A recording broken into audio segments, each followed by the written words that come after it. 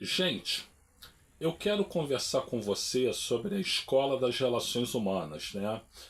No vídeo anterior eu falava que houve os autores transitivos, né, da administração, que foram o Hugo Mustenberg, a, o Ordway Ted, a Mary Parker Follett e o Chester Barnard, né?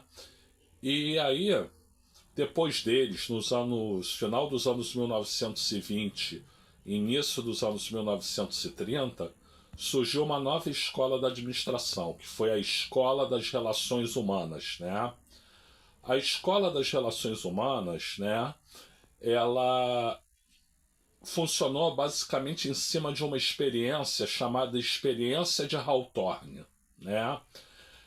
Muita gente, inadvertidamente, diz que o autor da experiência se chamava Hawthorne. Não, negativo, gente. Por que o nome da experiência é experiência de Hawthorne? Porque existia uma empresa, uma multinacional da área de eletrônicos, né, e de elétricos, chamada Western Electric Company, né, que hoje é a ATT, né, que tinha uma grande fábrica com 40 mil empregados, né, no bairro de Hawthorne, em Chicago, nos Estados Unidos, né. Por isso o pessoal chama de experiência de Hawthorne, né. Hawthorne não é o nome do autor da experiência.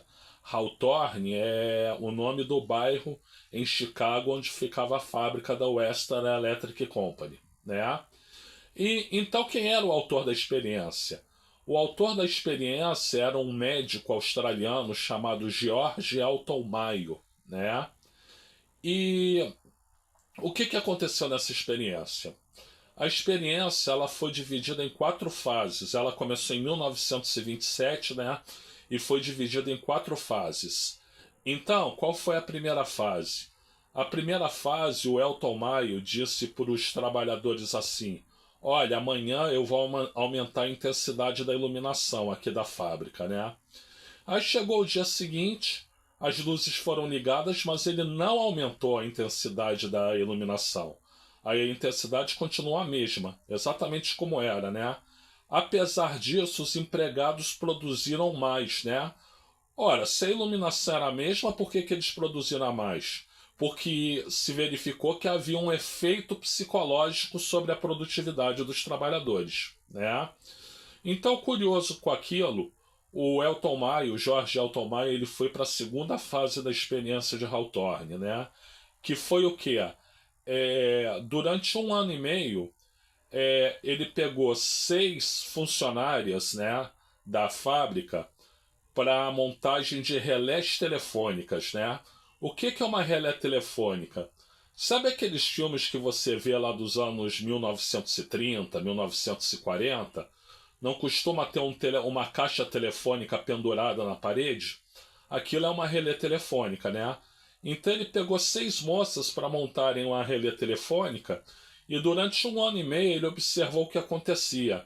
Houve 12 períodos aí, às vezes o período durava um mês e semana, outras vezes demorava algumas semanas, mas assim, 12 períodos, né?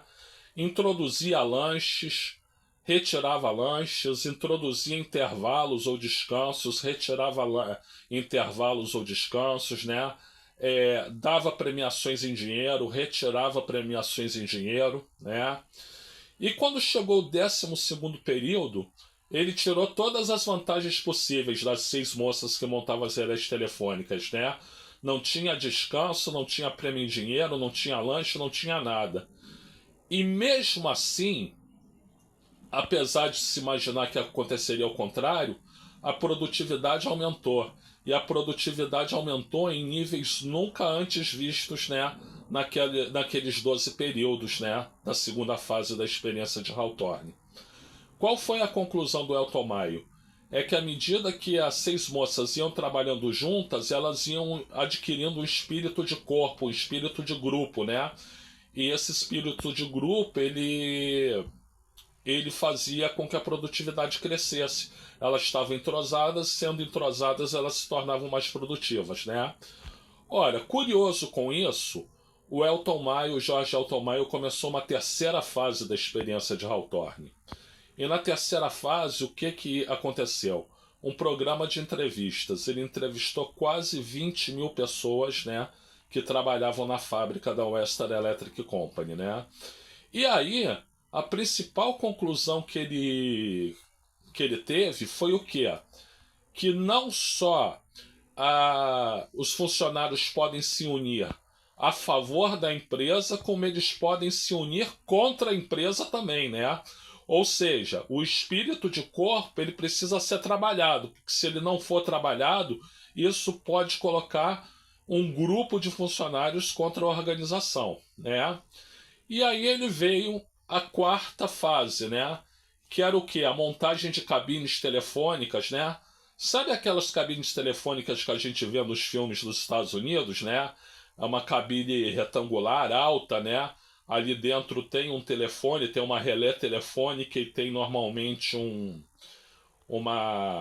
um guia de telefones, né? Uma agenda de telefones, né? Aquele tipo de cabine era montada por 9 operários, né? Então começou a se observar o que os operários faziam durante a montagem dessas cabines telefônicas, né? E se chegou à conclusão que eles determinavam um nível de produção, daquele nível de produção não passava, porque se passasse eles temiam que o empregador obrigasse a produzir mais do que aquilo, e quem quisesse ser rápido demais, o chamado fominha, e violar a regra que o grupo estabeleceu, era objeto de coação, inclusive física, né? Então, gente, a escola das relações humanas, ela mudou a percepção da administração, né? Porque antes você imaginava que a administração era o quê? O empregado ele vai trabalhar por dinheiro. Quanto mais dinheiro você der, mais ele trabalha e mais ele produz, né? Que era a ideia do Taylor lá na administração científica, né? Bom, fica demonstrado na escola das relações humanas, né? A experiência de Hawthorne terminou em 1932, né? Que não é bem assim, né? Ou seja, a produtividade também é afetada pelo relacionamento social dos empregados, né? Bom, gente, essa foi a aula número 102 das aulas de administração do Chateau, né? Nós estamos na segunda disciplina, Teorias das Organizações, né? E falamos hoje sobre a Escola das Relações Humanas, especialmente da experiência de Hawthorne, né? Eu sou o Luiz Felipe Chateaubriand e agradeço pela atenção.